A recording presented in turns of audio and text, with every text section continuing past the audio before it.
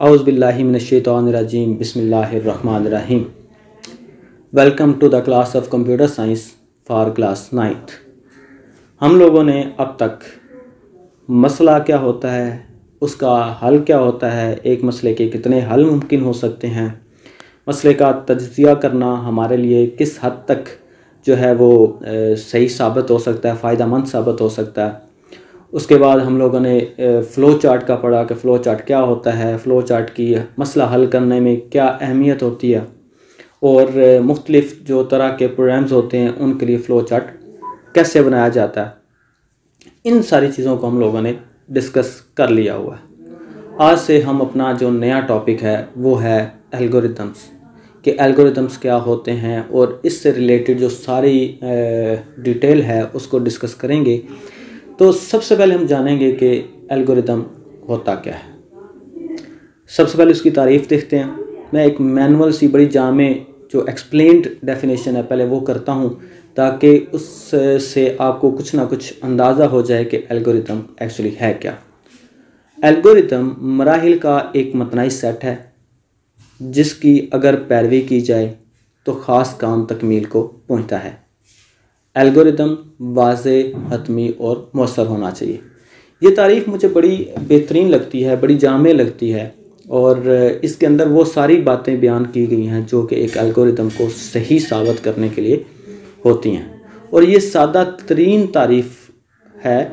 मैं आपके सामने एक दफ़ा दोबारा से रिपीट कर देता हूँ, आपने इस पर फिर से गौर करना है कि मैं क्या कह रहा हूँ। एल्गोरिथम मराहिल का एक मतनाही सेट है जिसकी अगर पैरवी की जाए तो ख़ास काम तकमील को पहुंचता है। एल्गोरिथम वाज़े, हतमी और मौसर होना चाहिए। अच्छा, यहाँ पे लिखा हुआ है कि एक मराहिल का एक मतनाही सेट है जिससे मसले का हल निकलता है। मतलब एल्गोरिथम भी हम इसलिए बनाते हैं कि हम मसाइल को हल करना चाहते हैं।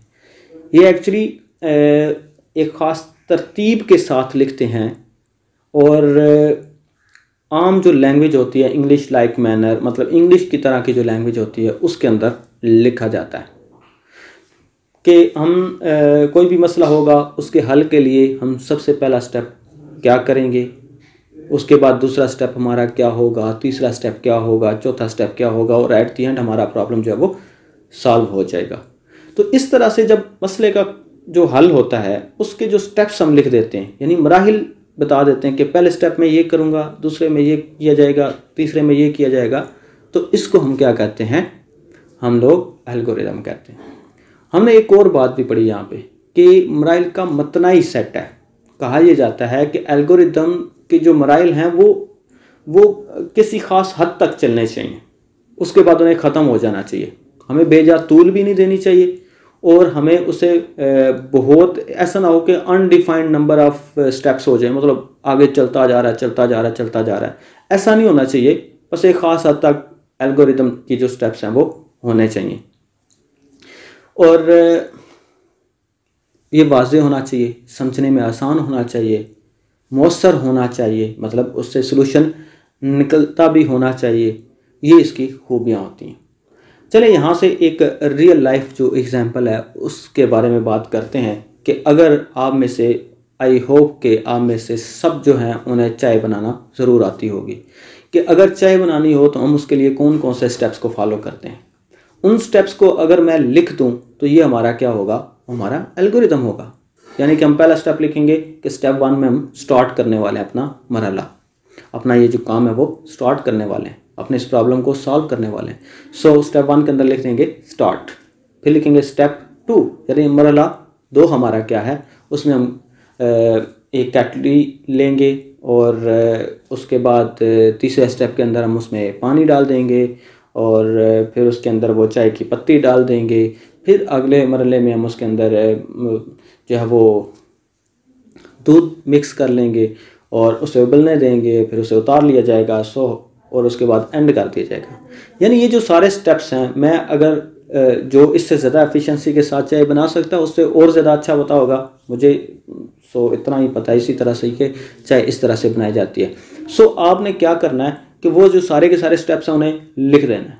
जब लिख देंगे इंग्लिश के अंदर या उर्दू के अंदर, जिस तरह से भी आप लिखते हैं, तो इसको हम लोग कहते हैं कि हमने एल्गोरिथम डिज़ाइन कर दिया हुआ है। अच्छा, एल्गोरिथम का ना एक बड़ा प्रोग्रामिंग जो है उसके अंदर एक बहुत बड़ा रोल है, प्रॉब्लम सॉल्विंग के अंदर एक बहुत बड़ा रोल है, क्योंकि जब भी प्रोग्राम्स बनाए जाते हैं तो उससे पहले उसका एल्गोरिथम तैयार किया जाता है। कहा यह जाता है, बहुत से जो प्रोग्रामर हैं वो करते ये हैं कि सबसे पहले मसला को देखते हैं, उसका तयन करते हैं, उसे सही तौर पे समझते हैं, उसके बाद फ़्लो चार्ट डिज़ाइन करते हैं, और फ्लो चार्ट डिज़ाइन करने के बाद उसको कन्वर्ट कर दिया जाता है एल्गोरिथम्स के अंदर, और फिर उस एल्गोरिथम को चेक करने के बाद, वेरीफाई करने के बाद क्या किया जाता है, उसे एक प्रोग्राम के अंदर तब्दील कर दिया जाता है, किसी भी प्रोग्रामिंग लैंग्वेज को इस्तेमाल करते हुए। सो ये स्टेप्स होते हैं किसी भी प्रोग्राम के बनने के लिए। तो एल्गोरिथम इस हिसाब से देखा जाए तो हमारे लिए बहुत ज़रूरी है, और इसको सीखना और समझना ज़रूरी है। इससे आपके अंदर एक प्रॉब्लम सॉल्विंग की जो एफिशिएंसी है वो भी इंक्रीज़ होती है, जब आप स्टेप्स को डिफ़ाइन कर लेते हैं कि हमने इस तरह से स्टेप्स करने। हमने एक टेक्निक पढ़ी थी, एक स्ट्रेटजी जो थी वो पढ़ी थी, एक चेक इट आउट वाली एक स्ट्रेटजी थी जो हमारा प्रॉब्लम्स को सॉल्व करने के लिए हम यूज़ कर सकते हैं। उसमें भी यही था कि हम क्या करते हैं, एक टू डू लिस्ट बना लेते हैं और उस टू डू लिस्ट के अंदर से हम काम करते चले जाते हैं।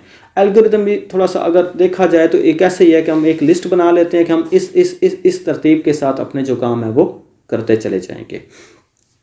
मुझे उम्मीद है कि आपको जो बेसिक इंट्रोडक्शन है वो एल्गोरिथम के बारे में हो गया होगा। मज़ीद इंशाअल्लाह अज़्ज़ा वजल हम आगे से डिटेल के साथ स्टडी करेंगे अपने नेक्स्ट लेक्चर्स में। तब तक के लिए अल्लाह हाफ़िज़।